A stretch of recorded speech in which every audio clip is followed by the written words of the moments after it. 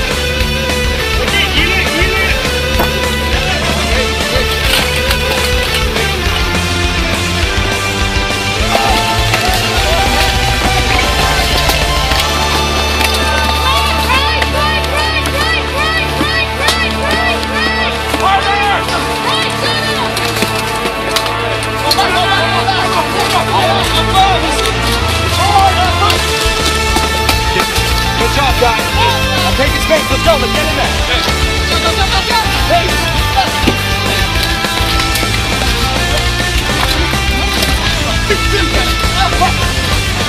Lions! Forward! Now!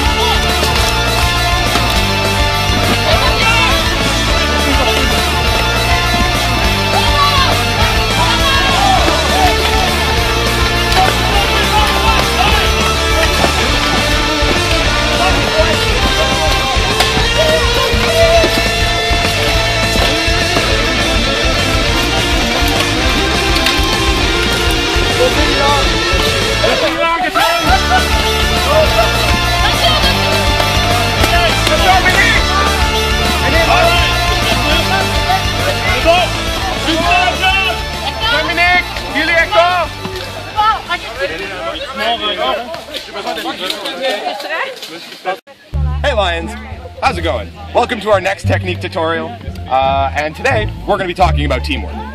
In our last episode's technique tutorials, we talked about engaging one-on-one, sword and spear, spear on sword and shield, but today we're going to be talking about a much more practical situation, a much more likely to happen situation. Behind me, or to my left rather, I have Sir Hector and Ragnar, my squire.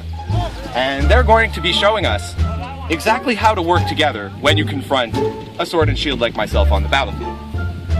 Things to remember when you're engaging. The spearman takes precedence. The shieldman's job is to absorb a lot of damage so that the spearman can keep doing his thing. But the swordman also has a sword, and he can use it to divert the enemy's attention, giving the spearman places to slip in the spear. So, when we square up on the battlefield, Ragnar is going to squish in close to Hector. And he's not going to give him that space where another spearman or myself could come in and start hitting. Ragnar is going to occupy this whole lane. When we come in to engage, and Hector drops into 9-foot range with me,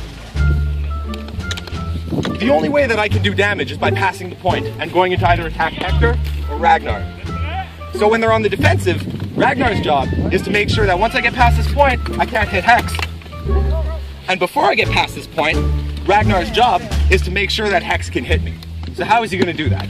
Well, Ragnar's going to start by stepping forward to the edge of the spear point. Because beyond that point, there's no reason for Ragnar to be all the way beside Hector. I can't really get at him. So if Ragnar's up here, anything Ragnar throws at me has to occupy my defenses, and Hector can hit in the places that are open. Key things to remember. If the spearman dies, pick up the spear. This isn't always an option in every situation, but more often than not, even if you're not too good with a spear, it can serve to be an effective deterrent versus enemies who see your spearman go down. When you pick one up, that threat is there, that they can't just run in. So remember, your spearman dies. If you have the time, if you have the free moment, pick up that spear and start spearing. See you next time, Lions.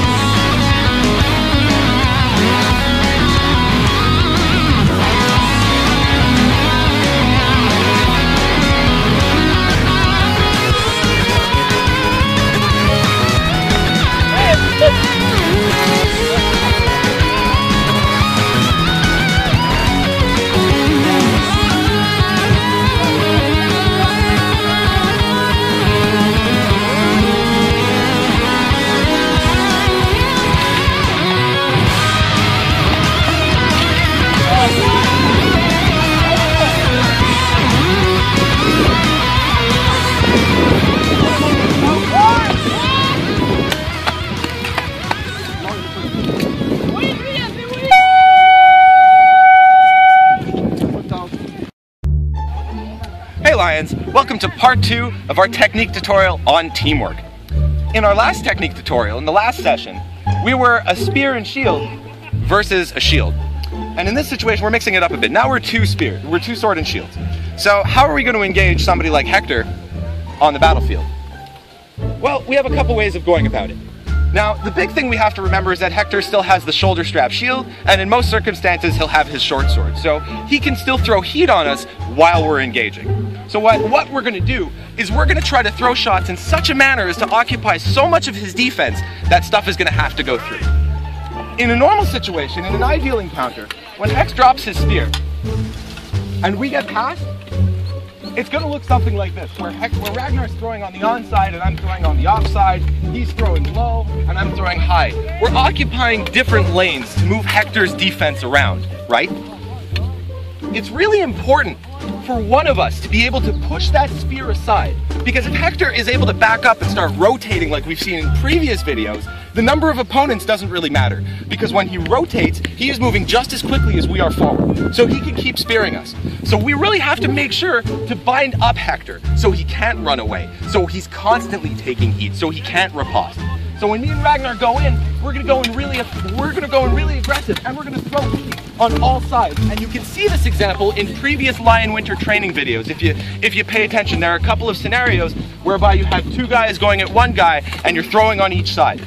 So remember, throw on both sides of the lane because you'll pull apart that defense, exposing spots to take slot shots, to go thrusting, to come overhead thrusting, to, I don't know, do things like offside wraps, any molly-nays, weird stuff that you can do. Get in those spots because there's no reason not to, especially when he's all alone. Yep.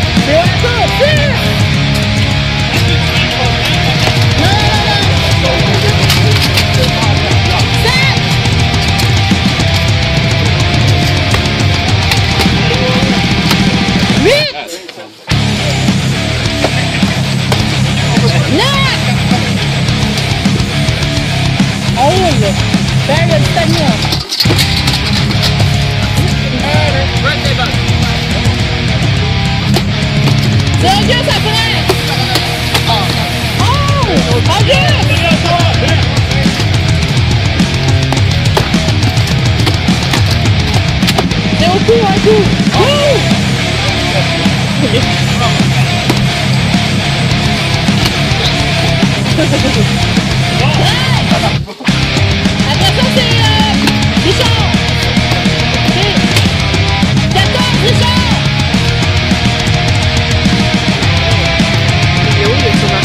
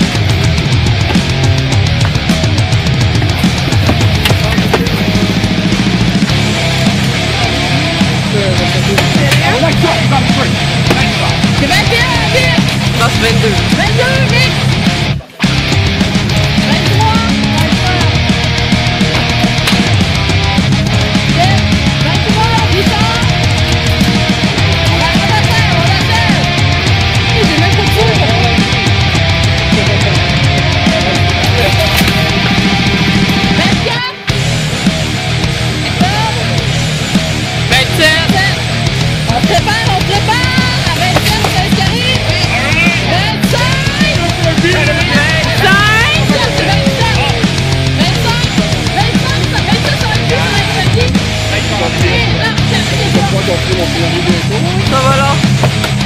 Ok, les frères, prépare-toi. 27.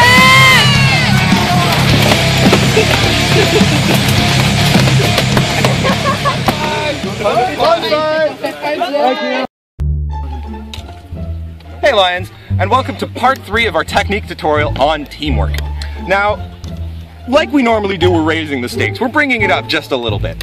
And in the last scenario, we had 2 shields versus the spearmen. Now we have 2 spears versus the shieldmen. How are the spears going to work together to overcome the shield, which is like a natural predator of polearms? There are a couple ways. They have a couple of options. The first thing they're going to do, like we discussed in that first video about how to engage shields with a spear, you got one spear guy who's going to throw his spear against Ragnar's shield, and he's going to hold it in place or occupy it in some way that Hector can shoot into the gap. That's the first and most obvious thing that they can do. The second thing that they can do is they can occupy different horizontal, or vertical rather, different vertical lanes. So one can shoot low and one can shoot high. Because they're doing the same thing in the end. They're spreading that defense. They're making those openings so that once the defense is pulled out, one spear can slip in where the other's creating the opening. Key things to remember as a spearman. In this situation, Ragnar, if he gets by those points, they're on the run. So they gotta keep him back. They have to stick together, or they have to split up, however they're most comfortable doing it. But they have to make sure that Ragnar can't get past, because the moment he does, and he gets into that range, he can start hitting them, and they have very little they can do. They have to rely entirely on allies, or choke up on their spears and play a short-range spear game. So remember, when you're engaging a shieldman, and try to remember to extrapolate this into a larger scenario where you're fighting hundreds of people. When you're fighting in a line, you want to make sure that you're always creating openings so that you can get in. You want to always move that defense and get in. And you can do this all the way down each side of the line. So these are things to remember and things to think about when you're looking to improve in the teamwork department. That's all for today. Catch you next time, Lions. Remember to like and subscribe.